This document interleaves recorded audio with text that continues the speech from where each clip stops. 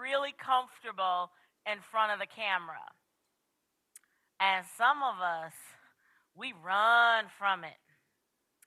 So this session is about how we become bold and brave in front of the camera. So Valerie Chan is the principal at Platform PR. She has over 25 years of experience working as a communications professional, and she is a NASDAQ Entrepreneur Center fellow and coach and teacher. She has worked with these little companies like Oracle, Microsoft, AT&T, and LexisNexis. She's another badass entrepreneur. So let's give a warm sister welcome to Valerie Chan. Hi, lovely ladies. How are you today? So this session is designed to help you with media training as well as preparing for venture capital presentations. You may be asking yourself, so how are they different? Are they similar? For the most part, the media and how you present yourself is about storytelling. So the first part of our you're right. The first part of our session today is talking about the art of storytelling. And then we're going to be talking about how the media works and then how venture capital works, especially in terms of presentation, outreach, and some of the questions that we're going to be, that you may be asked, especially in this type of climate right now. We'll cover interview basics, which is very similar both in the VC realm as well as the media realm. Interview techniques, which helps you bridge the conversation, and when you get into a tough spot, how do you actually keep this conversation alive, right? And then the interview across different mediums, because it's not just about television now, it's about podcasting, it's about being on camera, especially when you're in your computer, on your computer, as well as, and this may be nerve-wracking, there have been venture capital meetings where it's not face-to-face, it's actually, you're pitching, you have 9 people in front of you, and you can't look at your notes. So how do we actually do that type of interview and role playing, and then we will go into role playing at the end. We've left, theoretically, I've left about half an hour to about 40 minutes to do some role playing, one with a founder who's going to help me role play with how to actually interview with a venture capital firm, right? And then another one who is going to talk with me, and I'm going to pretend I'm Reuters, because I just had this conversation with a Reuters reporter on what they're looking for when it comes to AI. So on that note, I will begin. So why is storytelling so important? And we spend 1/3 of our lives daydreaming, and the importance of a story when you're actually talking to somebody, you just lose track of time. You're just enrolled in the story and you want to hear what the person has. You're just kind of on the cusp of your seat, just listening and listening and listening, and all of a sudden an hour just disappears, right? And science has proven that our brains are wired to engage with stories versus data. When you're talking about corporate storytelling, you're talking about your company in a way that resounds well with the community. You want to bring people in, and that is super important, especially when you're trying to spit out a lot of data, especially in front of a venture capitalist, or you're trying to talk to the media, and the media has a bunch of questions. You want to tell them about yourself, but you could only spit out a little bit of information. Maybe you have 5-10 minutes with a reporter. How do you do that, right? So in actually talking with a reporter or talking with a venture capitalist, you want to talk about your story and how your company fits into that story and how it actually interacts with a larger narrative of what's happening in the environment. So what are the steps for storytelling, right? First is connecting with your client. Who is your customer? I think this is really important when it comes to understanding your core audience. What do they care about? What are the goals? And how can you create an emotional bridge with them to actually tell your story? Because it's just not about the founder's journey, it's about how you've built the company, why you've built the company, what it means, and how you're going to solve a tangible problem. And you need to tell it in a way that resonates with your audience. And most importantly, if you're trying to get venture capital funding, a venture capitalist, and then also the media. And the media is looking for quick sound bites of who you are, what you have to offer, and what it actually means. Step 2 is painting a vision for what success looks like, showcasing the solution and how you're going to help your client get there, right? What does that look like? There's always conflict, climax, and a resolution to any of your storytelling that you do.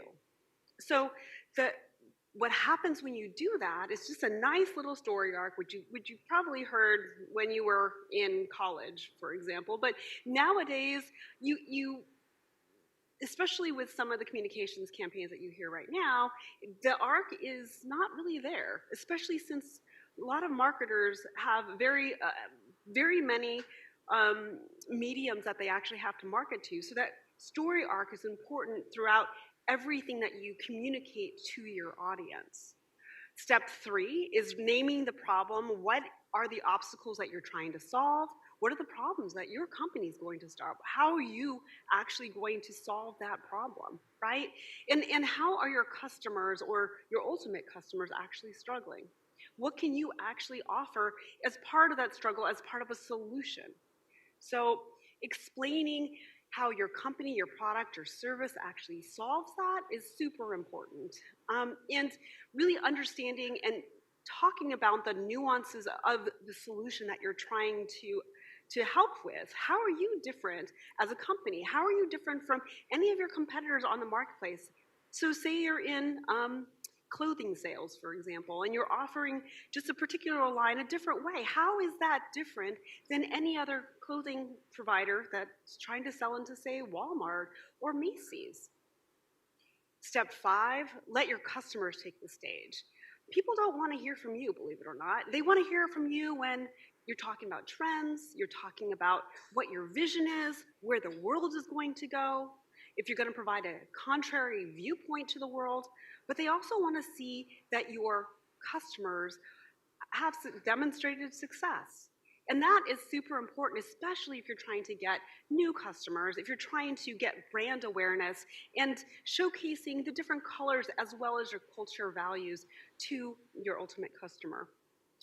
So step 6 is actually grounding your vision in reality and talking about some of the evidence, maybe in further campaigns, or kind of planting that along the way when you're in a conversation with a journalist, right, or a VC. So one of the things, especially as new founders, we have a habit of saying, we can get that for you, or we know this is going to actually happen, and we're a little fuzzy on timeline, right? The overpromising, especially in this climate, is huge. If we overpromise, it's something where credibility becomes an issue. So be wary of overpromising, even to the media, to your customers, whatnot, because overpromising really does actually affect your credibility. And so, like, I brought up Theranos because it's, and I probably am saying that wrong because I've always said it 3 different ways, but that was the story of way too much overpromising that actually led to jail time, right? So anyway, it's still fresh in my mind. And so going back to corporate storytelling versus traditional storytelling, corporate storytelling is a little bit more nuanced, a lot more variables and different mediums that you actually have to go through. And it revolves still around the concept of the hero overcoming obstacles, but your company is now the hero helping your customers actually overcome those hurdles. And good storytelling lays the foundation for everything your target audience is trying to achieve. So it also forms the basis for who you want to be in 5 years, 10 years, 3 years. And so, like, even thinking ahead, when you start thinking about your marketing, when you start thinking about, okay, how do I communicate to the media? Who do I want to be? Like, when I grow up, what happens when my company is not just 3 months or 6 months old, but 10 years old? What is that going to look like? And stepping into the vision of who you are as that founder, as that company, and then figuring out, okay, with that vision that I have, how can I create that narrative arc over the years? What does it look like from a funding perspective? What does it look like from a partnership perspective, from a customer perspective, from a growth perspective? How many customers do I need? How many employees do I need to help me succeed? And then is this just a North America story? Is this a worldwide story? Who and what is the company going to be? And then let's start talking about those trends. Let's start talking about those trends with the media, where the market's going to go, what it actually looks like, and talk about the inspiration that you actually bring to your companies. And that's what gets VCs excited. That's what gets the media excited. And the sound bites are what really, really matter. So, okay, how does the media work? And granted, there's been a lot of consolidation in this market, right? There's bloggers, there's podcasters, there's folks that actually are on YouTube that do snippets, and so irrespective of what medium that the reporter is in, I have to say, this is like the oldest cartoon ever, but this is basically what a journalist does, right? They say, I am an expert in what does that look like today? They throw a bullet, and all of a sudden they become an expert. And that is still applicable today, especially for the journal, like a Reuters reporter, although they're very specialized, but then it becomes more specialized, right? So what does that actually look like? So how do journalists really actually come up with a story? Granted, broadcast journalism is a little bit different because sources are typically fed to them. They go through an editor and a booker who basically lines up the guests, and so the narratives are a little bit different when you're actually in front of a camera. However, the typical journalist, the journalist that you would talk to either on a local scene, a national scene, or even a global scene, like, say, the Associated Press, which goes into all the newspapers, needs multiple stories to actually corroborate and come up with a story, right?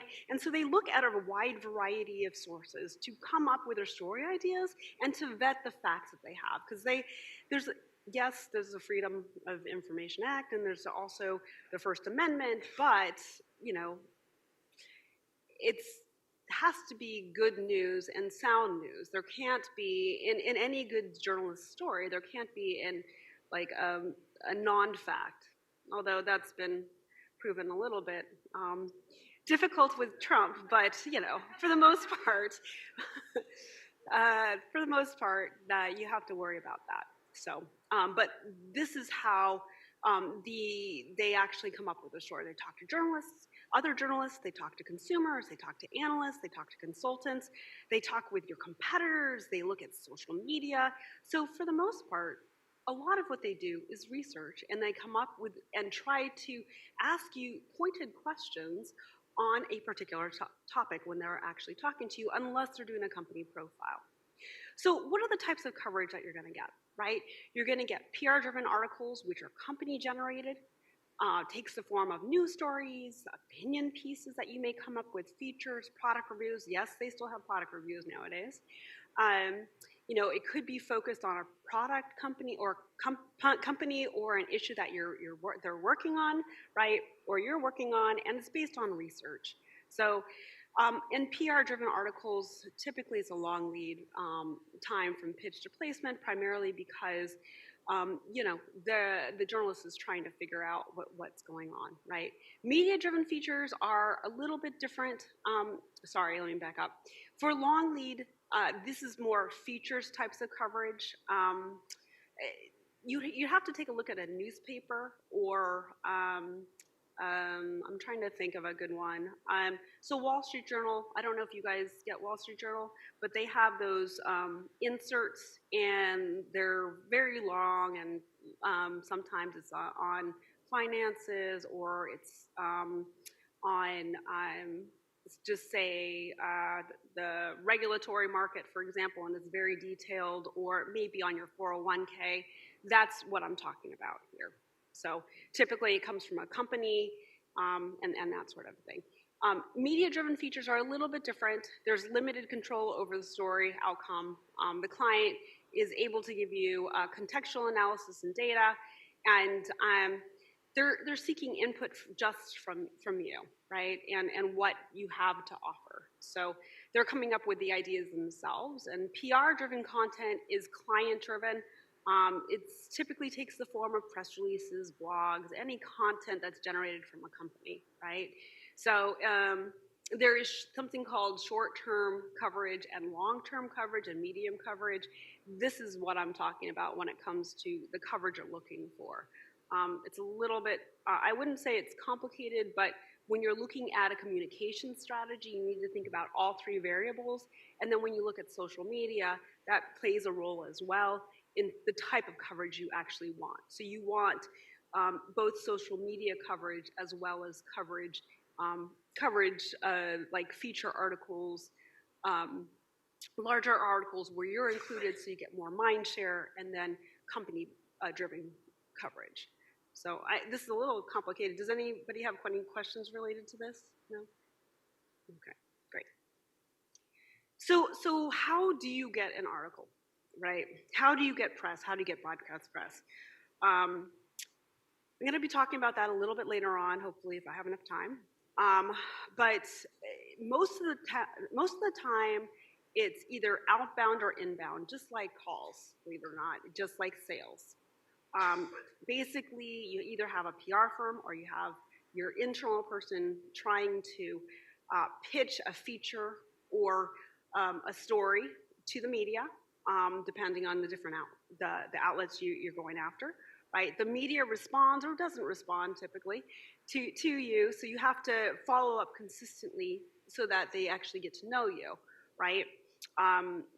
Just by way of research, and this is kind of important, when you are trying to pitch to a reporter, understand the types of articles that they've written in the past, the type of coverage that they have, so you could pitch appropriately on a particular subject, right?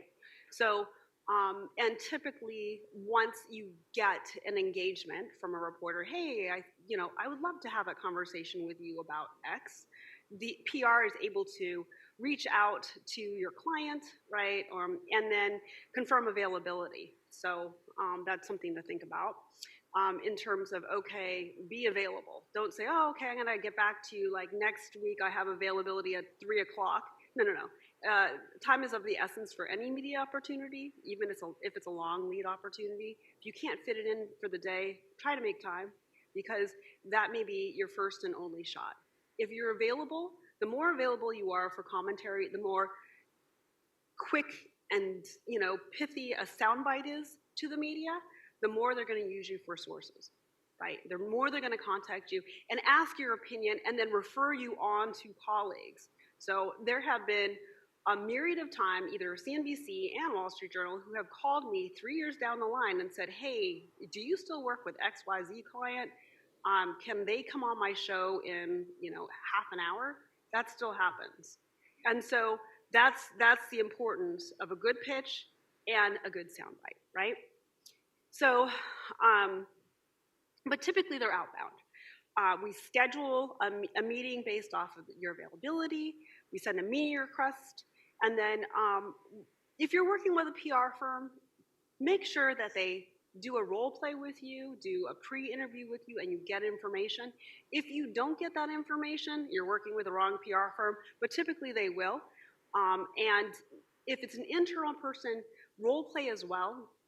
What may happen is that you may get a little nervous before you talk to them, and your mind goes blank, and then you get on the phone with the reporter, and then you forget what you're going to say. So that's how important it is to do some role playing so that you can act accordingly. And then make sure you have sound bites kind of at the ready, especially if your PR person's able to prep you. Sometimes Sometimes a pre-interview with a reporter, especially if it's broadcast, happens. You'll be on the phone with a booker having that conversation, and then they'll put you on air, and then it's typically in a green screen or at the NASDAQ. Actually, I've done a couple of interviews at the NASDAQ. So you want to have your PR person there just for follow-up. Typically as a founder, you're like, oh, I don't know, that other person can do whatever. They don't have to be on the call. I can handle it myself. Well, sometimes you don't know what you're saying. So sometimes there's a lot of follow-up, right? So just make sure that you have somebody else in the room when you have a conversation. Yeah. And lastly, follow-up is super important. That'll be the determinant on whether or not you're included in an article or not. And so, or you get aired or not. So definitely follow up after the interview, pretty much on a timely basis if you can. Inbound is a little bit different. That's when your name gets recognized, that you're well known on a particular subject. Maybe there's a database that the media is pulling you out of because you have had a great interview with a particular journalist. They're like, oh, okay, we're going to throw you in this main database, and you got a call randomly. Or maybe it's from a press release that you put out, right? So that's when PR receives an inquiry. That's typically when a PR firm or your internal person will come out to you and say, hey, I need commentary on this. You confirm availability with a reporter, and this happens kind of in rapid fire. This is just the steps. And then, again, it's kind of the same steps, but it comes internally. And that's, with any inbound, this is more time sensitive than an outbound inquiry. Typically, an outbound inquiry takes a little bit of time, especially since we're the ones actually kind of putting together and forming the basis for the reporter's story. So, but the inbound is pretty quick. Sometimes they're on a filing deadline within hours, a day, and maybe half an hour. And there have been times where there was a New York Times story, and she had 15 minutes. She wanted to do a fact check, and we were a news source. And hey, heard you know, da da da da. Can you confirm this? And we had to do a quick fact check, and then the story aired not even an hour later. So just just online. So it was posted online. So it's just really interesting on how that happens. It's just very time sensitive. And so in terms of media gotchas, like they may ask you for information that you may not have. Just be aware of that and say, hey, I'll get back to you. It's totally not a problem, right? Asking for information the client doesn't track. Just, I have a set of slides that kind of go through this. I'm seeking clarification on the accuracy of information presented. This happens quite a lot. Just say, hey, we'll get back to you.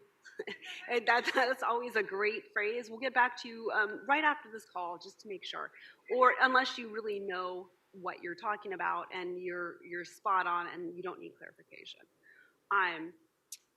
It's really important, especially when you're talking with media, that the information that you're actually giving doesn't get misconstrued.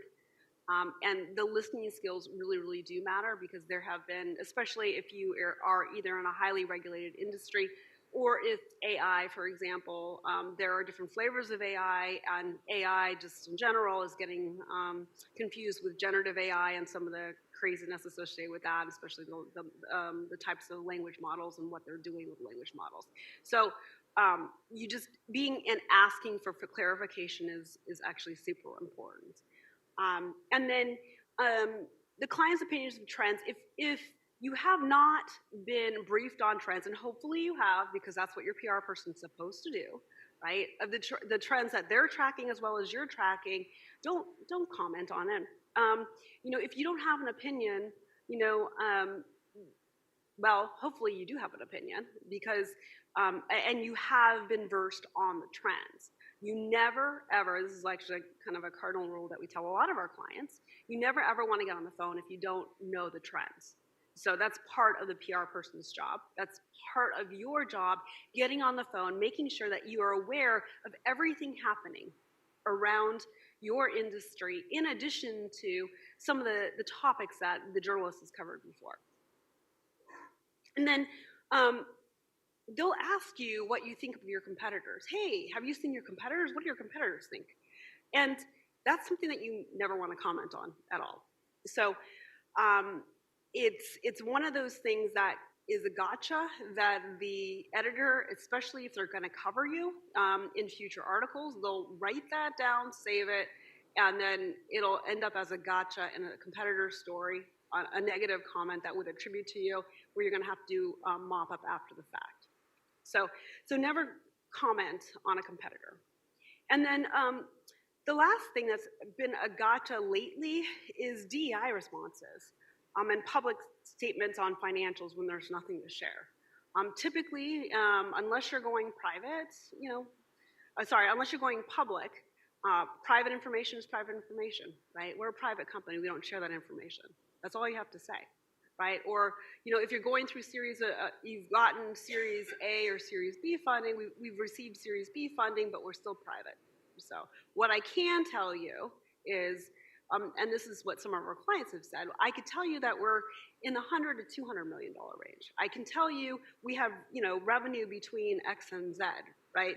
So that they know and they can place you in the size of the market that you're going to be in. But other than that, that's not what you want to do. And then for DEI responses, there have been a lot of companies, larger companies, that are asking for, hey, what do you think of diversity and inclusion right now? What are your plans for that? What does it actually mean? And there have been a lot of companies that do talk about their corporate programs. However, when it comes to DEI specifically, what ends up happening is that authenticity matters. So as you grow your company, as you figure out and put together a culture, make sure that you align your values and vision alongside what you envision your culture to be. Because I think that's the most important. And then from there, we'll craft a narrative that actually resonates, that is authentic. Because right now, just because everybody's talking about it, the media can spot, whether or not you're telling the truth. So that's the reason why that's kind of a gotcha. And so let's talk about venture capital for a second, because obviously storytelling to venture capital is very different, right? You're going to be talking about P&L, you're going to be talking about growth, you're going to be talking about your vision, but you're going to be talking about it in a very tangible way, right? So the outreach process is very, very similar. Yes, there are angel groups. Yes, there are other types of seed funding sources, and there's organizations like Karitsu, right, that are out there right now. But typically, a company will reach out to a VC firm, and there are early stage VCs. VCs that cover early stage companies, as well as if you're further down the line and well capitalized, right? So you'll find recommendations by friends, bankers, colleagues, or maybe a VC reaches out to you directly if they've heard of you in the media, right? So it's just like PR, it's inbound as well as outbound, right? The biggest thing here, and I think we've seen this in a lot of our clients, is that a company receives very specific questions before you actually get in there. Obviously, there's going to be questions. They typically have a questionnaire of some sort. And in that particular vein, just shorter is better. I know, this is me. This is me, and I've seen some of these questionnaires, and we want to put everything down because we think it's going to be very useful. It's not. They're looking for very succinct answers on certain things, and when you have the meeting, that's when your narrative comes across, right? So typically, the company will prepare a PowerPoint. Just from a rev perspective, we've worked with companies that have done maybe 10, 14 rounds of PowerPoints to make sure it's okay. Just make sure you iterate your PowerPoint. You can either work with a professional or work with a team or advisors who have gone through several rounds of funding before and taken a company through. That's super important, so you know what the different variables are, right? There are a ton of services. Just make sure you go with a reputable one if you go with a service. air quotes. So, when you're talking to a VC, what the VC is trying to do is gather background details, including the background, where you're going to go, like, hey, and they're looking at it from the lens of, I need to park my money. What type of return am I going to get? Right? And you've probably heard that, over the last couple days. It's kind of a big thing. In this particular climate, venture capitalists are actually going to get more of just more at the table than you would think. It's switched back to the venture capital controlling the conversation versus the founder, because you've heard of lots of unicorns. It's in a different era, because we know of several companies actually going through funding right now. So some of the gathering of background is a little bit more on the nuanced side, and how do I put it? They're asking a wide variety of sources on if you're a viable source to park your money. They're asking their friends, they're asking analysts, they're going and doing their research. So some of the due diligence reports are pretty significant that I've seen. And then, when you're on the phone with a venture capitalist, and which I'm just talking about the outreach process right now, but just make sure that it matches the information that you're providing on paper, because they're going to be looking for inconsistencies, just as an FYI. And now that goes to the outreach process. So just make sure everything across the board is consistent. And then be prepared for detailed questions. Be prepared for questions around P&L, growth strategy, life planning strategy. What does that look like for you guys? And in addition to, there have been, although they're not supposed to, but there have been questions around, hey, what does it mean? Where are you going to be in the next 5 years? Are you going to take care of your kids? Or that's what they're trying to understand.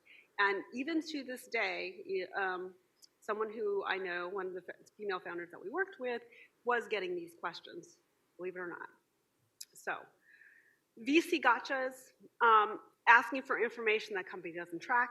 So be very, very aware when you're actually talking to a venture capitalist that you can comment about with the forecast of your market that you're going after, as well as any tangential markets, because maybe there are tangential markets that you want to go after, and getting money actually helps that, right?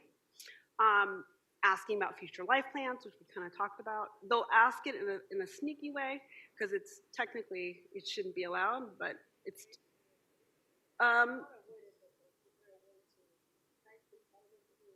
Yes, I'll talk about that just shortly.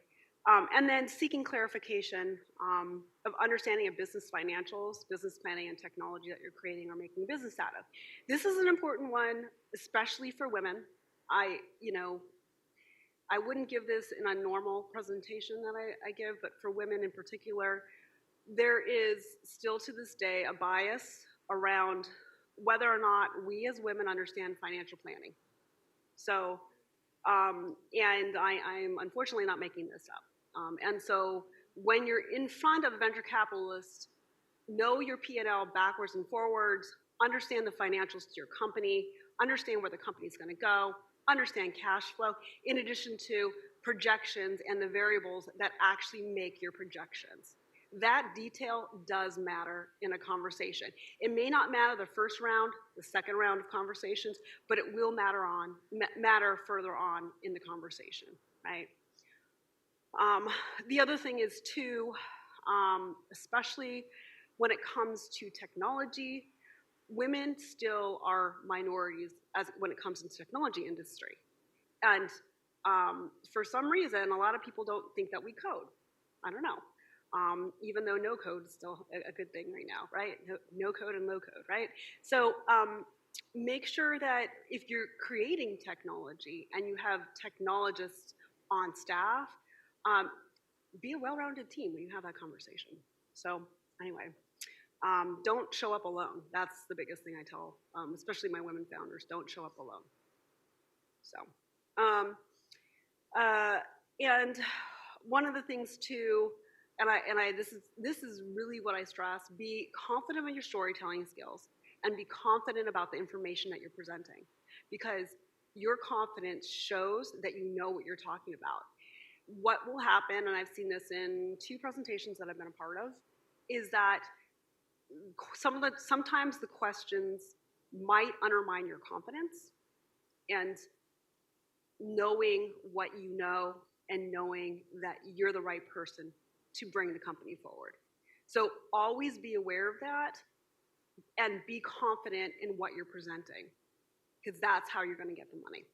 So just wanted to throw that out there, especially if they're longer sessions or they're short sessions. And like there was a founder that I worked with, and the session was cut short. We had allowed for an hour. The first meeting was an hour and 15 minutes. The second meeting was 20 minutes long. The founder, like after 20 minutes, said, "What just happened? Am I doing the right? Are they the right ones?" Da, da, da. And an offer came in, like I don't know. It was, a term sheet came in like I think a week later, but it really did undermine her confidence in a way that she was questioning herself for about 2 or 3 days, just as an FYI. So, you know, be aware and be confident when you're in venture capital meetings, right? And then similar to the press, they may ask you for information that is very specific to a context and can be misconstrued. So really understanding, asking for clarification is going to be important. So what does it look like from an interview basics perspective? Do your homework. We kind of talked about that throughout this. Practice your story. We talked about this as well, right? One of the things that I like to guide our clients on is memorize, memorize, memorize. You go in front of the mirror and memorize and talk to yourself in the mirror. Because if you talk to yourself in the mirror, you're having a friendly conversation, and that's what you're going to get on the other side. Delivery matters, right? Going back to confidence in your story, confidence in your vision and your message is super important, because that's the majority of credibility. They look at you and they're like, wow, she knows what she's talking about, just because of your body language. Voice is super important, and then context is really important too. Use inflection. So if you don't have, going back to practice, if you have a monotone voice, the reporter will probably have a hard time just understanding what you're trying to say and have a hard time following along, right? So, but if you are able to do inflection, make pauses, talk just like you would be talking to a friend. Same thing with venture capitalists. Just, have that intimate conversation with them and use your body, right, in terms of creating credibility. Be quotable. I can't tell you enough. I know this is an older photo, but still very, very relevant. This amazing little device holds thousands of songs that goes right into my pocket. Long time quote, right? But be aware of phrases that you'll regret later. Humor, sarcasm, irony, they're oftentimes misconstrued. If they're tight and pithy quotes, that's when you'll be the most memorable, and you'll get calls again. And that's what you're looking for. You're looking to get calls. You're looking to get quoted, right? And so just remember those sound bites. The other thing is too, and say you're working and you have a company around a complex subject. If you're able to make it understandable so that your grandmother can understand it, that will open up a lot of doors for future conversations.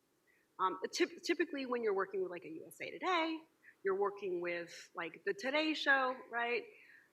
Being able to talk in layman's terms is super important. So have that conversation in a layman's term, especially if you're working with like a complex technology or you're talking about your patent. It'll go a long way. Some ground rules when it comes to working with this media, and this could go for a wide variety of press, right?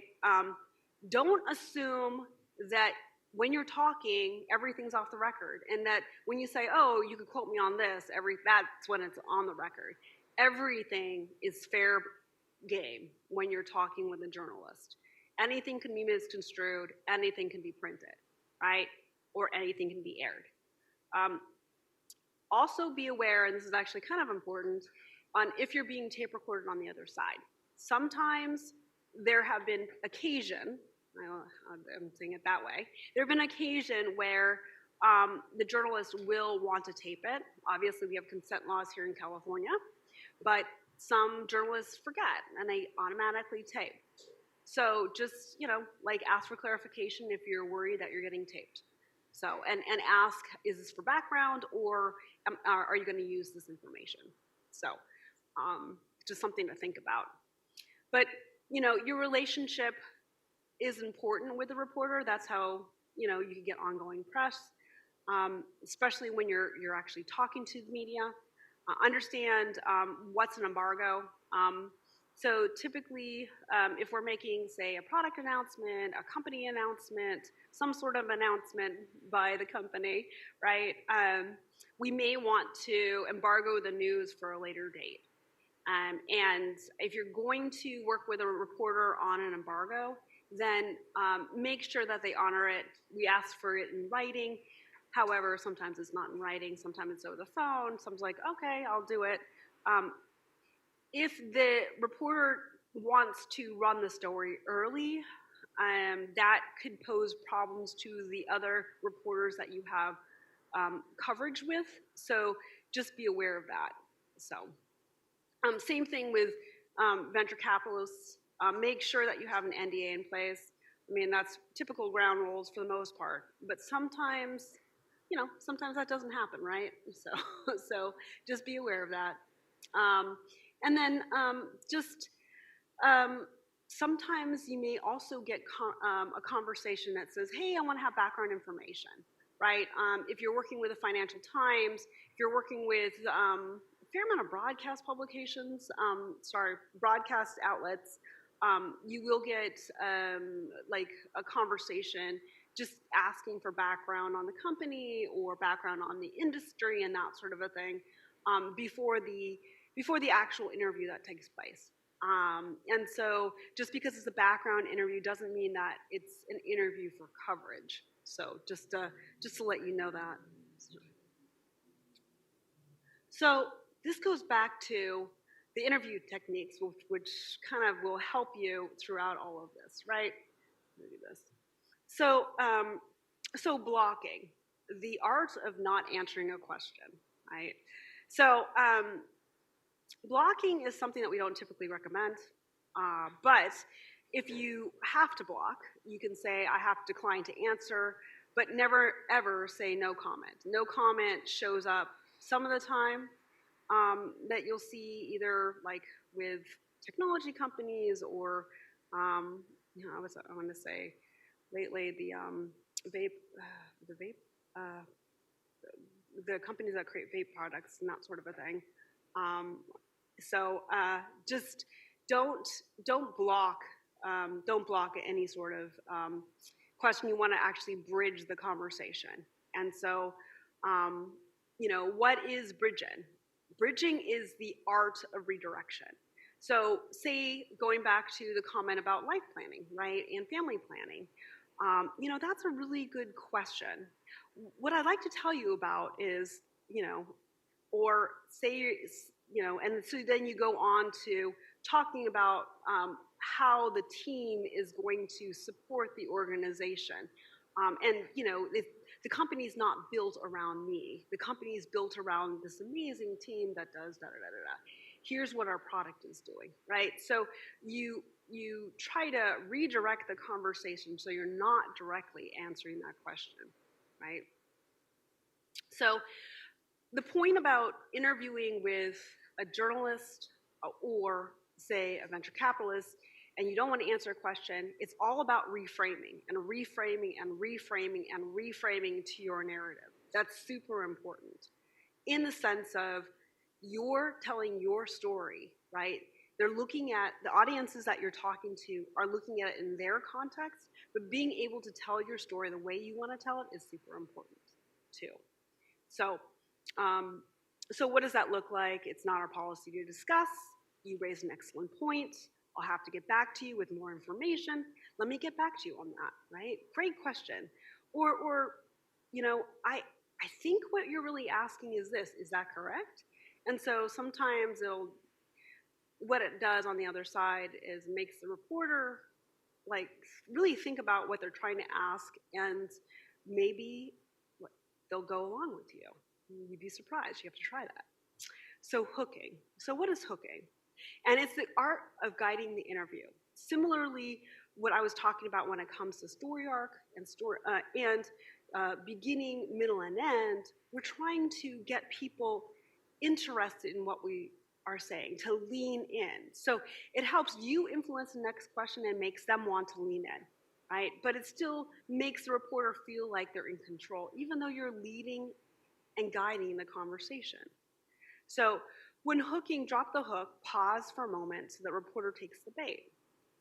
You know what? Actually, that's the second most important thing that I'm going to say, right? The first most important thing is blah, blah, blah, where our new offering has already delivered meaningful and measurable results for our customers. Let me talk to you about what it means. And you talk about the successes of your customers.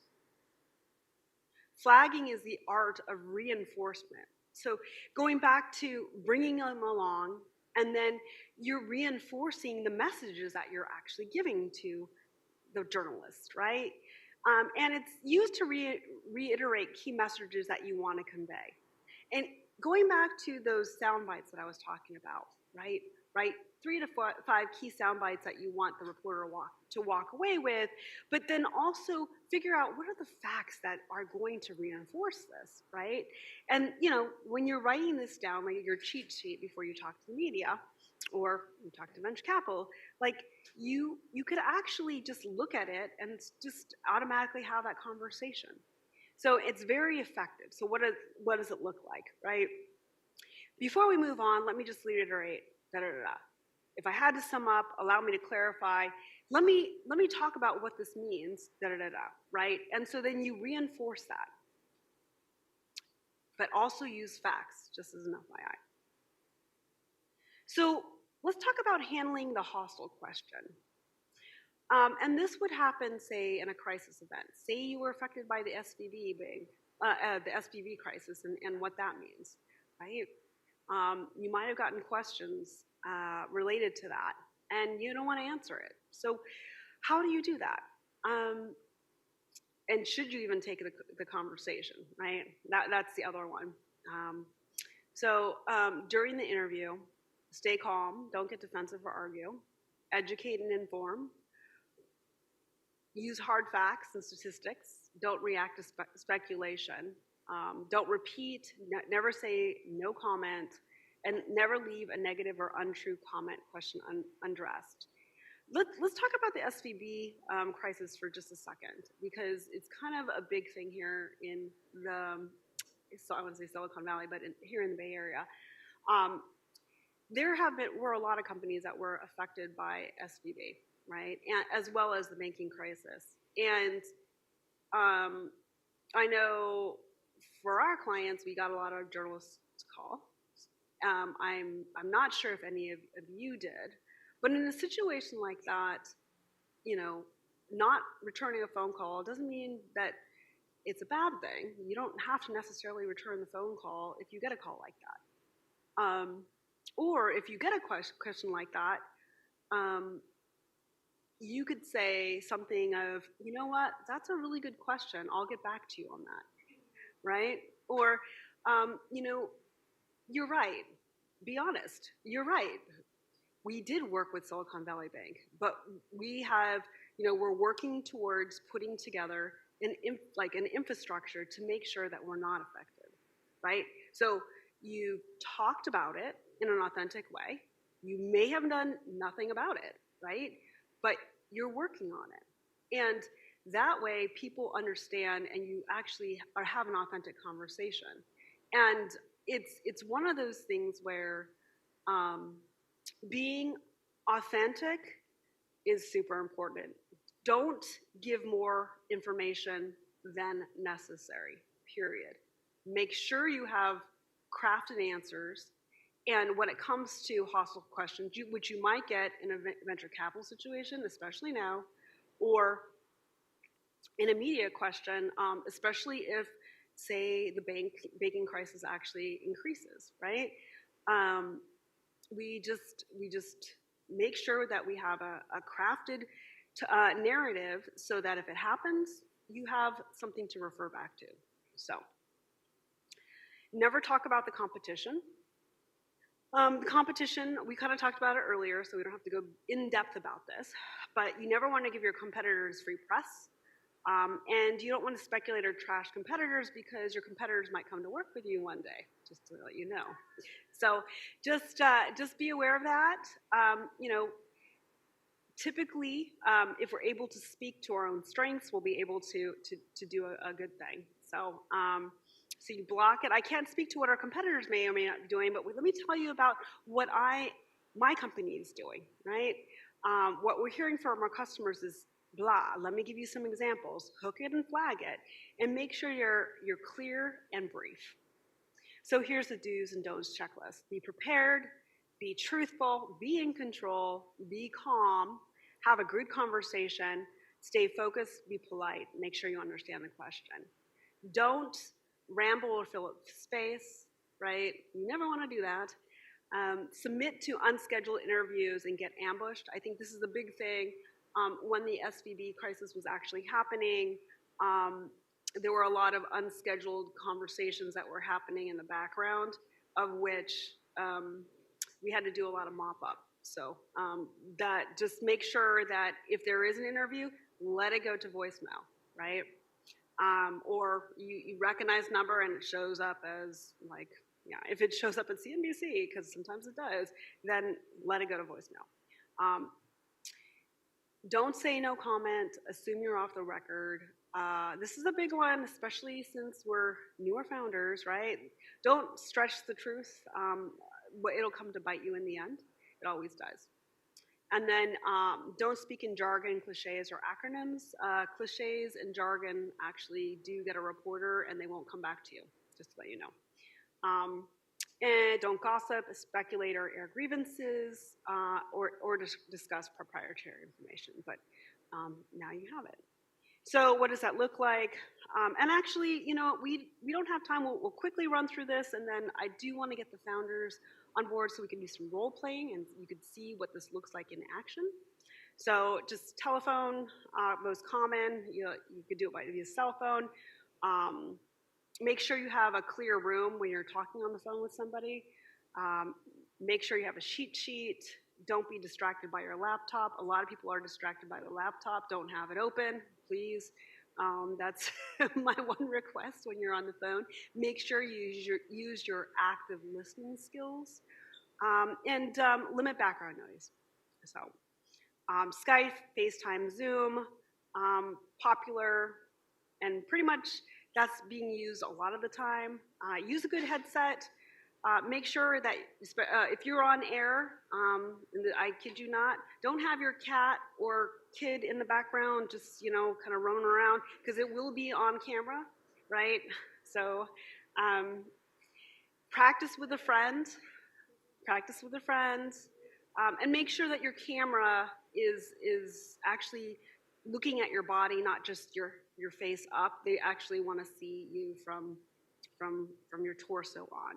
So, and then be aware of delayed response, which happens a lot. And then stay focused and present. Switch off all the other applications if you can.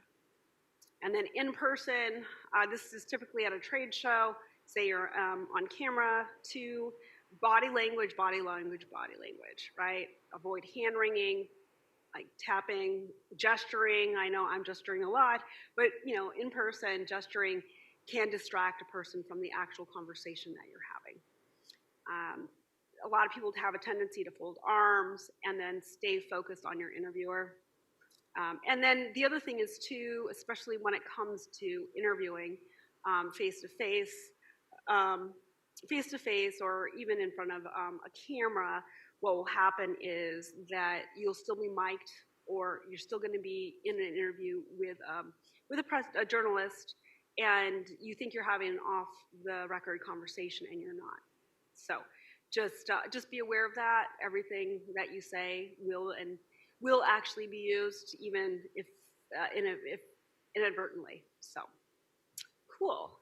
So on that note, I'll have Laura come up on stage. And so in this role, I'm going to put this clicker down. In this role, I'll pretend I'm one of the journalists for Reuters. Laura, so great to have you here. So I'm writing a story on I'm writing a story on AI, and it's kind of a feature story. So, who do you work for again? Like, what are you? What you're founder of Employable? Yes. Thanks for having me here. And I'm the founder and CEO of Employable. With an I'm sorry, with an M or an N? Oh, okay, got it. So, are you VC funded, or are you self-funded, profitable? Like, tell me, like, how long have you been in business? Yeah, Employable was founded in 2020, and we received a lot of traction, and we got a lot of interest from VCs as well. No, I'm sorry. Are you actually self-funded, or are you actually venture capital funded? Are you seed funded? I'm sorry. I need a little clarification for my background. Yes. Yeah, that's okay. We started out with the family and friends around, and we are currently in the seed stage, and we are in the process of working with VCs on the next one. Oh, okay. Sure. So tell me then, what exactly are you doing now? What is the vision for the company? Yes. Thanks for asking that. And we're very passionate about what we do. Employable is a value-based AI job matching platform. We match employers and job candidates based on factors that truly matter: your mission, your values, what you care about, not only from the employer side, but also from the job candidates. We like to say we're the matchmaker because it's for love, love for the work. We want to find love for candidates and employers so that they're happier together. So what exactly do you mean by value-based AI platform? Like, I thought some of the other job matching platforms actually had AI in the background. Yes. So traditionally, when you apply for jobs, you see you submit your resume in job posting sites, and then employers will receive your resumes. And what they do, they have the screening. They look at the applicant tracking system and see if some keywords are matched, and then if you're selected, you go through the interview process. But you see, when you go through that process, you don't necessarily know who the candidates really are. You know their skills, you know their qualifications, but do you know if they're a good team player? Do you know if work-life balance is an important issue for them? And on the flip side, when you are a job candidate, when you work for a company, do you know that your team is going to be accommodating to your needs if you have a young child at home? So I'm sorry, I'm still having trouble understanding what you mean by value-based AI matching. Could you clarify what exactly you mean by that? Yeah, sure. Thank you. And the reason I brought up those examples are that those are our values. Those are what we truly care about. Those are things that you don't necessarily see in the resumes, but those are truly important factors to determine whether or not you'll be happy with the job and whether or not you'll form a great team. And those are the factors we capture, and we use AI to capture. I'm sorry, I'm still having difficulty trying to understand what you mean by sorry, what's my yeah, no. Maybe it's me. Well. Maybe it's me. Could you explain that just a little bit more? Yes. So. And then I am kind of curious on the AI, because I am writing a story about AI, right? So, how does the AI work in the background? So, yeah. Right. Great question. We use public data, and 70% of the data on the internet are text, words, right? So That's what we capture. And we use the type of large language model, a kind of AI model that collects the data and analyze the data and predict based on the data we capture. So those things, say for example, with the companies, we collect information about what they say about themselves, what their employees say about them, or what their previous employees say about them, for example, and large quantity of data that that's beyond our own the human capability, but with the capability of machine learning and AI, you'll be able to capture that and analyze that and make predictions. So, okay, so I think I understand what you're trying to say. So I am kind of curious, when you say values, you're at, like, do you work with the companies on this job matching platform to say, okay, I'm looking for somebody who has the qualities of life-work balance, good team player, that sort of a thing that you wouldn't find on the resume, and you use large language models for that? Is that what you're saying? Yes and no. We have collected information from the internet and use that to make predictions. And from there, what we really want to know is whether or not the job candidates will be a good fit. And the way we know that is for the job candidates to let us know.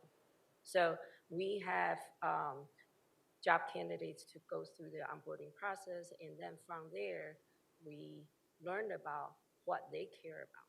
And from there, we provide recommendations of companies that they're a good match with. Okay, so you have a predictive analytics arm to this, and that's what you do with the AI? Is that what you're trying to tell me? I think for the most part, yes. Okay. One last question, because I know we're almost out of time. There was a recent Goldman Sachs study that came out on AI and implied that generative AI will be a disruptor as it relates to the labor market. So I'm kind of curious about that. What do you think generative AI is going to do with white-collar workers and just regular workers? What do you think is going to happen to the labor market? Yeah, that it is a genuine concern, and well, imagine I like to think about this from way back when cars are first invented, right? A lot of the people who used to use carriages or like riding horses, and you imagine they lost their jobs, right? But then what happened was there'll be people who drive cars. And that is one example. Another example is, imagine social media, right? Before social media or all the social networks started, there was no such thing as digital marketing. But after that, imagine how many people, including people that are here, a lot of the digital marketing specialists, new jobs created. So I like to see it as a way of the transformation of the job market. And that is what's happening with AI.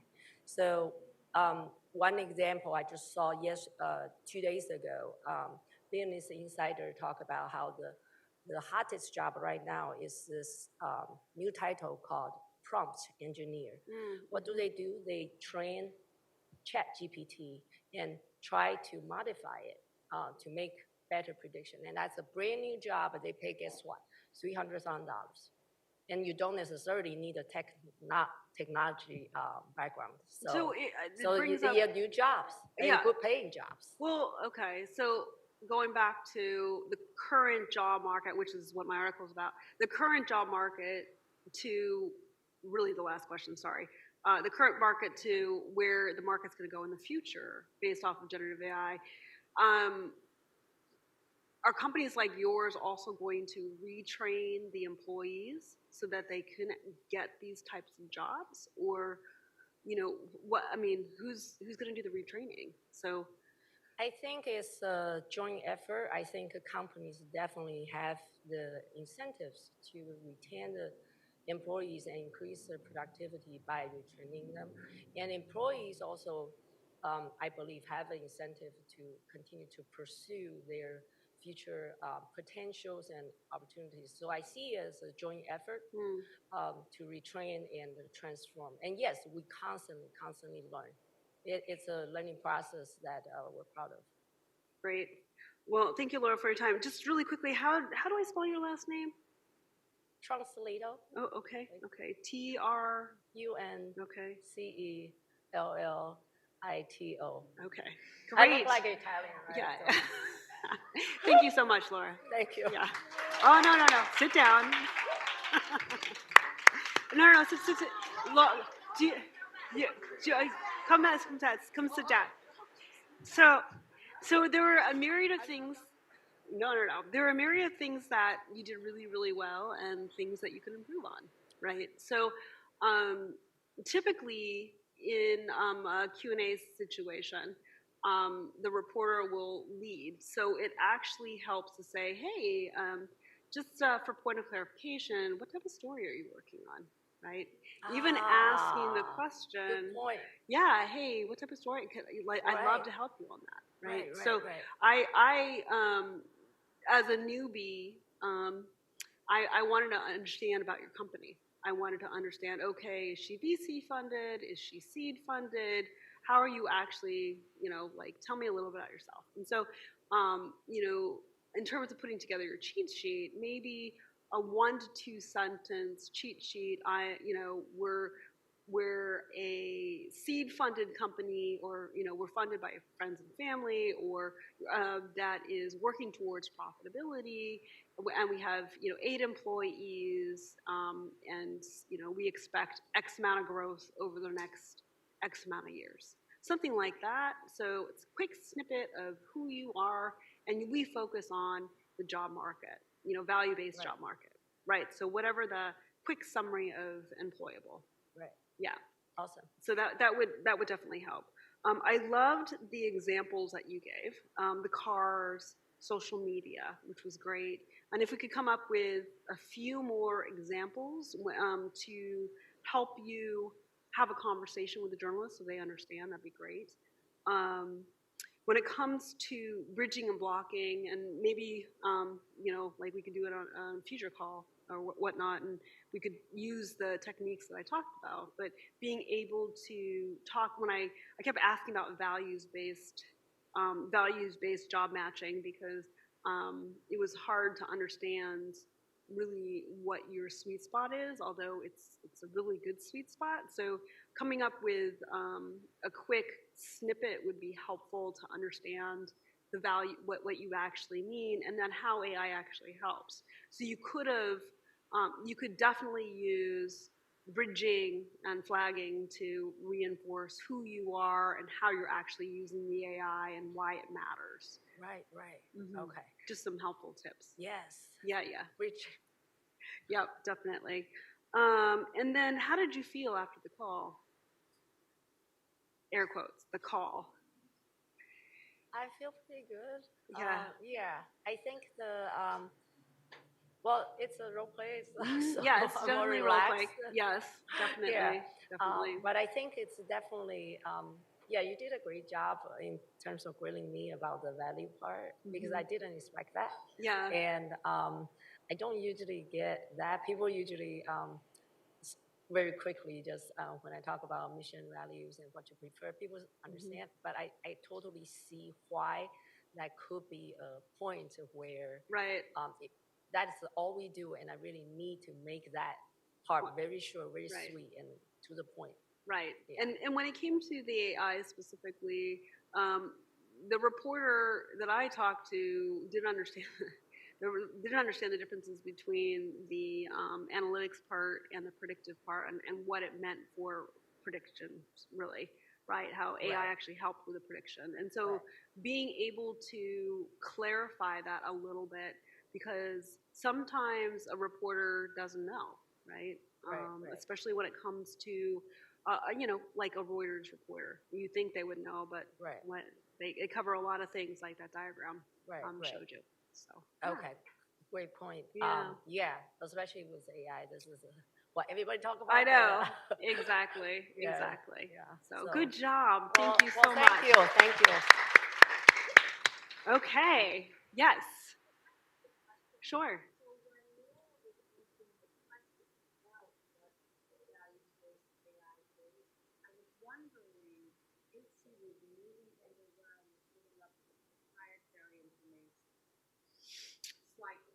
Because I felt like he was talking a lot about how it works behind the scenes, and I was just wanting to make sure that she didn't give up something about a company that she didn't want everybody to know. Her trade secrets. So there's a way of answering and talking about your value proposition without disclosing trade secrets, right? So if they're like, typically we'll work on whatever the soundbite is to disclose your sweet spot without disclosing the actual value, without disclosing the goods, so to speak. So. And she went into it, and honestly, I started to cringe. Oh yeah. And I was like, okay, she's giving up something that we in this room, she's my friend. Right. She was talking to a reporter, and then it gets out there. Is she giving up something that she doesn't want everybody to know? That's a genuine question. Yeah. I was indeed. They call that. There's a term for that, but I was several times being grilled to the point that I was being forced to divulge the trade secret. And we have a patent now, but I mean we're patent pending, but I did know this is a genuine problem, right? Because people want to know exactly what you do, right? And sometimes it's very difficult for me to know that. In a situation like that, like what I was asking you, I was asking primarily for clarification. And when you talk about values and you're a value-based driven AI company, just give an examples of what you mean by value-based. You don't have to disclose secrets, but for example, and those examples really help in terms of the nuance. I didn't need all the like how you do it. I just needed to know. Yeah, I needed to understand when you said values, what exactly you meant, Examples. Yes, examples. Cool. And we have, come on up.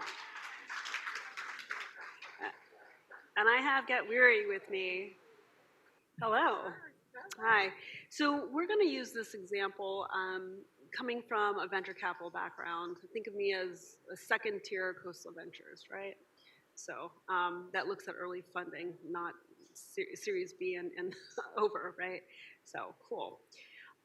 So in this scenario, the variables have changed. We will be talking a little bit more granular about companies' vision, mission, values, that sort of a thing, in addition to understanding forecast and P&L. So I think we have about 10 minutes. So I just wanted to find out a little bit more about you and Jane and Vogue. Tell me about why you want funding. Yeah, so first of all, my name is meaty. It means shepherd. It's from Kenya, Africa. And Jane and Vogue, actually, it's a history. It's near and dear to my heart because Jane means, it's my grandma's name. And then Vogue is something that I used to use as an outlet because Vogue means style, but also Vogue magazine. I used to use it as outlet to get to learn about fashion and then just redesign fashion through flea market clothes and, try to figure out ways on how to redesign it and then sell it. I was very entrepreneurial when I was really young, so that's why I decided to use things that really are near and dear to my heart. And that usually helps me to, when I'm in that depressed mode, or maybe anxious, or maybe in an uncertain, precarious mode, for me, fashion is my outlet. So that's why I created Jane and Vogue, because I believe fashion speaks, fashion heals. So I'm curious, the vision for the company and where you see the company in the next 3 to 5 years. The next 3, 5 years, for me, it's two things. Professionally, actually, I'll say personally and then professionally. Uh, Personally, I want to use, because right now we got acquisition with Walmart, and I loved Walmart. They acquired me actually. I didn't get to pitch for them, but one thing I loved about them was their motto is to save money and live better. And for me, it really resonated to my heritage because I realized, like, wow, I want to find ways on providing accessible, quality materials and quality products from very beautiful vendors here in the U.S. in-house, um, and just making sure that um, people can be able to have quality and affordable pieces in Walmart. In other words, I want to bring Vogue in Walmart. That's what I want to do. And then professionally, um, my background is project management and consultation. So I thought about my developers because we are actually using a lot of, AI and, API, technology. So most of the developers historically they usually go through depression because they're in their own world where they don't have work-life balance. So I wanted to find a way where can we think lean. Like I want them to focus on thinking lean. So the good thing about my business, we never think about like working like Saturday, Sunday, because working in corporate or other places, most of the time they make people work. Okay, so what is your growth strategy? I'm just kind of curious So about that. yeah, so the growth strategy is these different KPIs within, like acquisition. For example, Walmart, they have, and some of it it's proprietary. I cannot disclose it. However, we want to reach a goal where we'll be able to see some of our products not only in the online marketplace, but also in 6 months, we want to see them in the shops. Okay, so you create the actual clothings then, or like, are you an aggregate? Do you aggregate clothing from different countries, or? Yeah, so it's actually both. So I work, I call them suppliers, but actually some of them, they're actually designers as well. So we work with the designers and also suppliers here in the US and also outsource. But most of the time when we're outsourcing, it has to be meaningful. For example, if it's from Kenya, it has to come from someone who has a story. What are they trying to tell us with their clothes? It's not just a cloth. We want it to tell a story. I'm sorry. So are you the middleman then in terms of working with a Walmart? Are you the actual site? I'm still having a hard time understanding what Jane and Vogue actually does. Yeah. So in other words, we're like we're like the we're like the brokerage. I always say we're like the brokers between the designers and suppliers and big marketplaces. And what we bring is technology. So everything we do is in an omni-channel, in one space, one-stop shop. Mm-hmm. We don't have to use 50 million applications to integrate everything. Like we don't do that. How many units have you sold so far? So we've sold. I can't think of the numbers, but I think monthly we usually sell. I think over 1,000. But I know, we just opened like 90 days. Oh, 90 days ago? Yeah, like, wow, that position was 90 days. And so the main point was we needed to create an infrastructure. So we really focused on infrastructure where we were able to push over 100,000 products in the marketplace. How many units do you predict to sell over the next year? We're planning to sell like 70% of our units. Of the 90,000? Yeah. Okay. Of the 100,000. Of the 100,000. Yeah. And then And then the other question I had: how many designers are you working with? How many? Over 100 suppliers. Over 100 designers, suppliers. Yeah. Okay. Are you? Who's your channel? Walmart? Any other big retail stores? Yeah, so actually Amazon also reached out to us. We have Amazon Seller, but we have another strategy for that one, which we haven't started because our project is actually hybrid, coming from project management. This one, Walmart was more like agile, where we needed to do things first. How did you get the Walmart contract? Again, what I said was they found me. Okay. They found us, but they just found us through Jane in Vogue. I won't be able to know. However, when they pitched in, when they called me, I had to do research and I talked to my team, and we had to realize like this actually aligns with our goals. Where right now, current market, people want to save money. They want to put money in their pocket, and the target population that we want to work with is underserved, underrepresented, and instead of pushing high-end clothes where it's gonna crush their account, we rather So I am kind of curious though. How many units are going to be sold through Walmart, and how much is allocated for other potential marketplaces? So that's a good question, actually. Yeah, and actually Walmart always does that. Yeah. So we have three categories in Walmart because we know the target market is people who usually tend to buy $50 and below products. So in our section, any products which are $50 and below, it goes the system pushes all the way to Walmart, and then everything else goes to Meta platforms and Amazon. Okay, so I only have time for a couple more questions. I am kind of curious about your COGS. COGS, what is cost of goods sold? I mean, what is the margin on every piece of clothing? Oh, the margin. I don't want to give too much detail, so.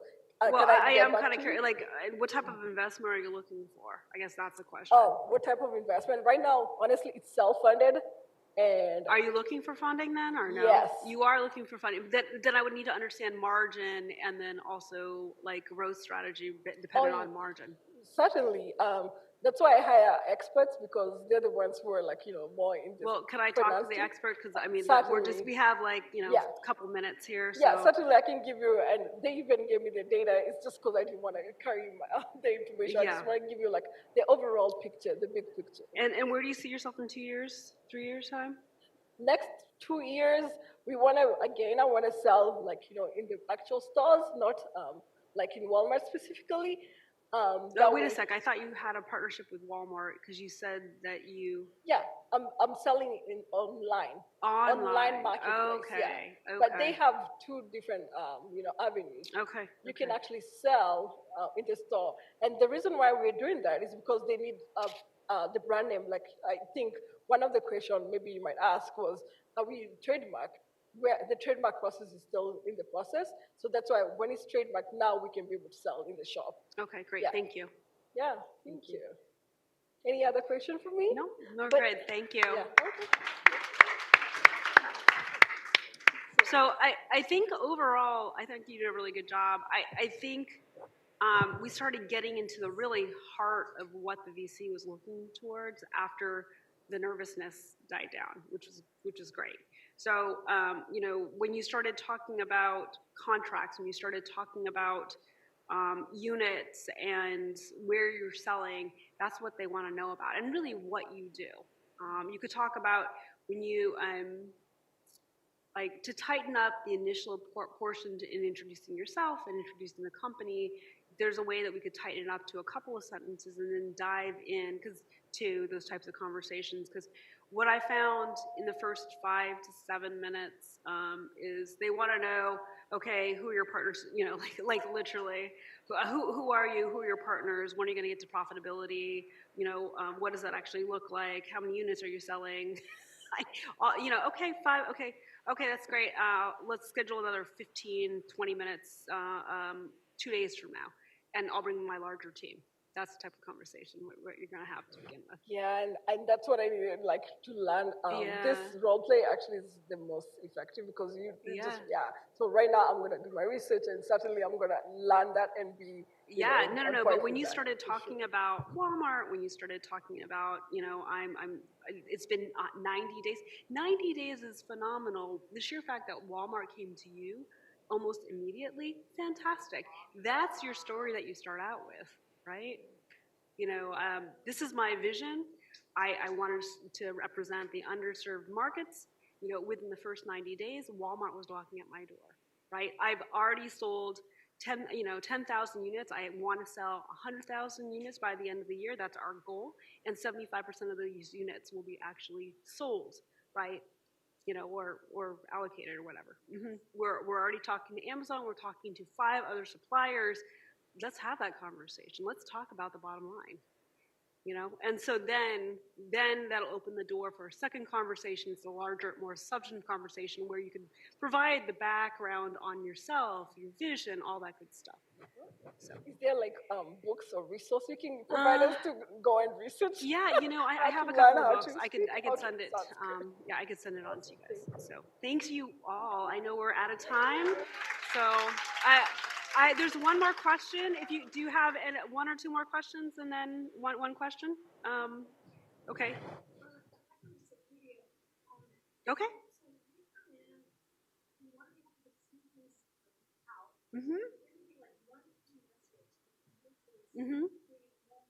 Right. First 90 days. Walmart comes to First 90 days. Yeah.